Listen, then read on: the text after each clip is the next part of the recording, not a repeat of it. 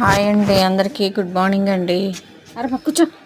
శుభోదయం అండి పిల్లల్ని ఎలా అందరికీ. కుట్టేస్తున్నాయో. నమస్తే అండి. ఈ ఈ పప్పీస్ని తెగ దోమలు కుట్టేస్తున్నాయండి.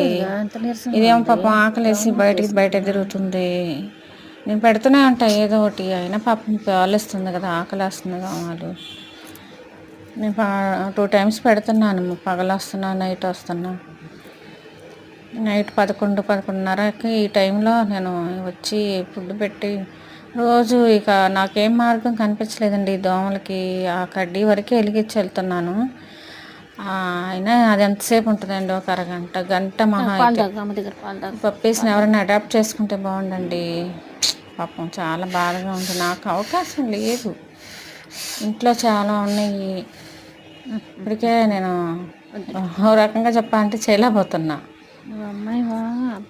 ఒకదాన్నే కదండి చేసుకోవాలి. పిల్లలు ఉన్నా ఎవరు చేయరు. వాళ్ళ పాపం వాళ్ళ జాబులు, వాళ్ళ పనులు వాళ్ళకి అవే ఎక్కువ పాపం. ఇంక నేనేం చాలా అర్థం కావట్లేదు. ఇక ఎవరన్నా తీసుకుంటే బాగుండు అనిపిస్తుంది.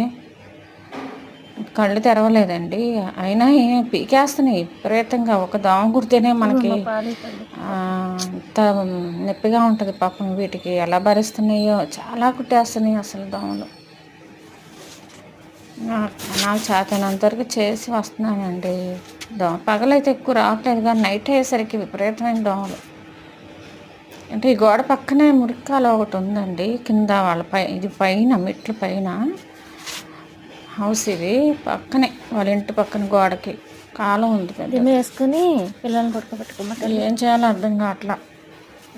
అసలు ఏ థాట్ రావట్లేదు అసలు, ఇంకో ఆలోచన కూడా. ఇదే ఇక ఆ కడ్డీ ఒకటి వెలిగించేసి వస్తున్నా దోమలు. అదే కుట్టకుండా చూసుకో పిల్లలు. దేవుడా, కొంచెం 2 రోజులు వెళ్ళమాకు కొంచెం. ఇంకా